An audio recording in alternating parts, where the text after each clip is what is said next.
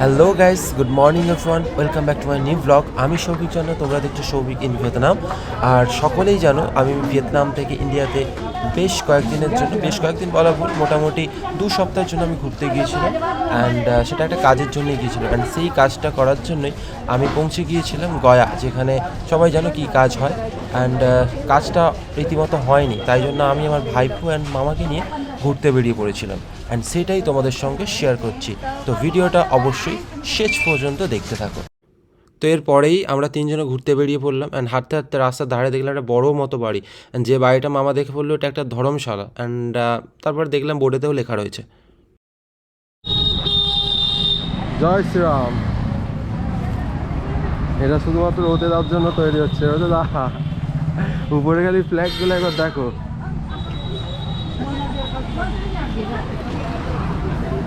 আর এই যে কে যাচ্ছে দেখো, রানা যাচ্ছে পাশাপাশি। একবার বল রানা,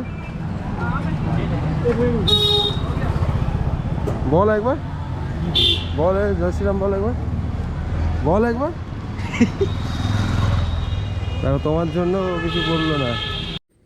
এখানে রাস্তায় হাঁটতে হাঁটতে আর একটা জিনিস চোখে পড়লো, যেটাই আর কি ওর সঙ্গে মজা করছিলাম, আদারওয়াইজ সেরকম কিছু বিষয় না। তো এই আর কি ব্যাপার, কেউ কিছু যেন আবার সিরিয়াসভাবে নিও না ভিডিওটা দেখার পরে। এখন যে মন্দিরটা তোমাদেরকে দেখাবো, এই মন্দিরটার নাম হচ্ছে বিষ্ণুপদ মন্দির। অর্থাৎ বিষ্ণুপদ মানে হচ্ছে বিষ্ণুর পা, অর্থাৎ এর মধ্যে একটা বিষ্ণু ঠাকুরের পা রয়েছে, বিশাল বড়, মানে অনেকটাই বড় আর কি, একটা পাথরের। আর এই মন্দিরটা অবস্থিত ফাল্গু নদীর পাশে। অর্থাৎ এরপরেই তোমাদেরকে দেখাবো নদীটায় নিয়ে যাবো আর কি, নদীটার ঘাটে। সেই নদীটার নাম হচ্ছে ফাল্গু নদী। অ্যান্ড এটা বিহারের গয়ায় অবস্থিত।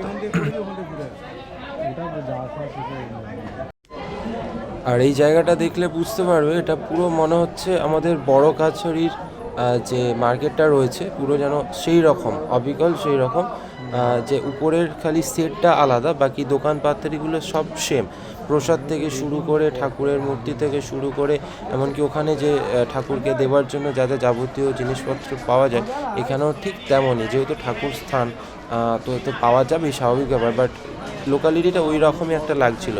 হ্যাঁ, বা শুধু মানে হিন্দি ভাষী ছিল, আদারওয়াইজ কিছু না। বাকি সব কিছুই একদম মনে হচ্ছিল যেন আমরা অবিকল বড় কাছারিতে চলে এসেছি। তোমরা দেখলেও বুঝতে পারবে। আমাদের এতক্ষণে মন্দিরে ঢোকা হয়ে গিয়েছিল। আমরা মন্দিরে ঢুকে অ্যান্ড বেরোনোর পরেই আমরা এই জায়গাটা শ্যুট করেছি। অ্যান্ড এদিকে আর কিছু ছিল না, এদিকটা নর্মাল মার্কেট হয়ে যাচ্ছিলো বলে আমরা আবার ওখান থেকে ব্যাকে চলে আসলাম, যেটা দেখলেই বুঝতে পারবে। অ্যান্ড এখানে সমস্ত ভিক্ষুকরা বসে রয়েছে, ওনারা নেওয়ার জন্য আর কি বিভিন্ন রকম যে যা সামর্থ্য, যার সামর্থ্য অনুযায়ী যেটা দিতে পারবে সেটা নেওয়ার জন্য। অ্যান্ড আমরা আবার ওখান থেকে ব্যাক করে গেলাম গঙ্গার ঘাটে, সেটাও তোমরা দেখতে পাবে এরপরে। এটা দিয়ে গঙ্গা শিওর ওখানে বলছিলাম।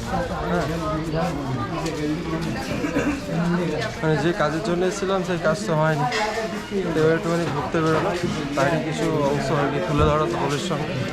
আর এখন আমরা কোথায় যাবো? এটা কি মন্দির ছিল? এটা বুদ্ধগয়া। আচ্ছা, বুদ্ধগয়া। এটা নাম হচ্ছে বুদ্ধগয়া। এখন আমরা যাচ্ছি গঙ্গার পাড়ে, যেখানে আর কি অ্যাকচুয়ালি এই সমস্ত কাজগুলো হয়। আর এই জায়গাটা, এই গলিটা পুরো সেই বড় গাছের এই গলির মতো পুরো। ঘুরতে দেখলে বুঝতে পারবে, পুরো দুপাশে দোকান টোকান রয়েছে, সবই পুজোর জিনিসপত্র, শাক টাক।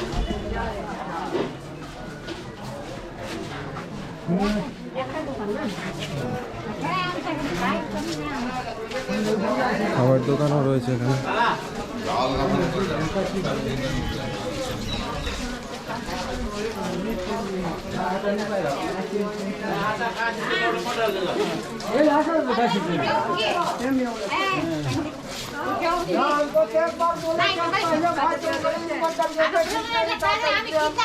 এটা হচ্ছে বিহারের মধ্যে পড়ে, এই যে জায়গাটার নাম বললাম। এদিকটা না না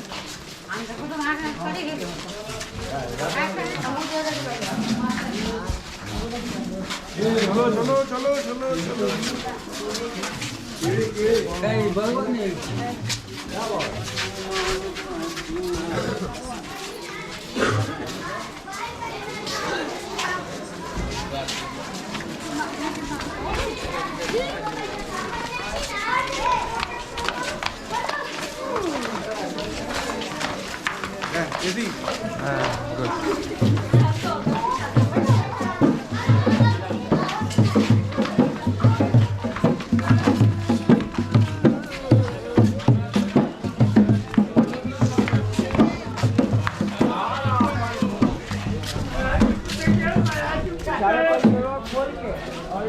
চলে এলাম গঙ্গার ঘাটে, আর এখানে সমস্ত কিছু কাজ হচ্ছে।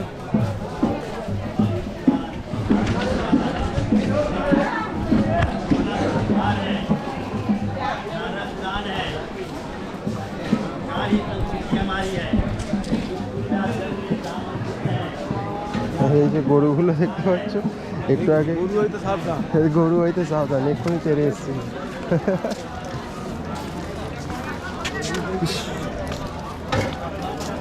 একটু আগেই গরুটা তেরে এসছিল, আমরা এখন এসছিল। আর এই আবার হচ্ছে লাল পরে এসছে, লাল রেস আরো ডেঞ্জারাস, তেরে আসবে করে। নেই নেই নেই নেই নেই, দুদিকে দুটো ব্রিজ আছে, এদিকে একটা ব্রিজ আছে, দেখা যাচ্ছে কিনা। আর এখান থেকে পুরো একটা অন্যরকমই লাগছে, সামনে পাহাড়, ডান দিকেও ব্রিজ রয়েছে, হয়তো দেখা যাচ্ছে কিনা জানি না, বাট দেখা যাচ্ছে সম্ভবত। আর মানে খুব সুন্দর দৃশ্যটা, খুবই সুন্দর আর কি। আর রোদের মধ্যে এই যে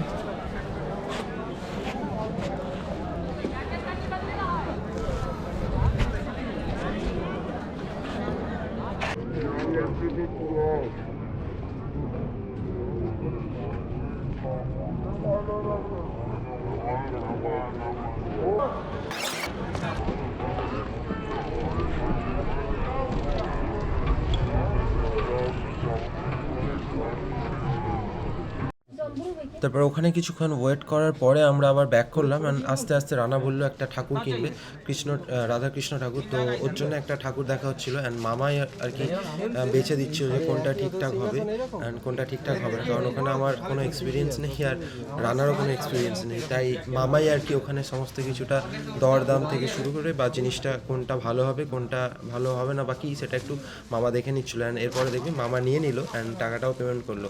অ্যান্ড এরপরে আমরা আবার ব্যাক করলাম ওখান থেকে।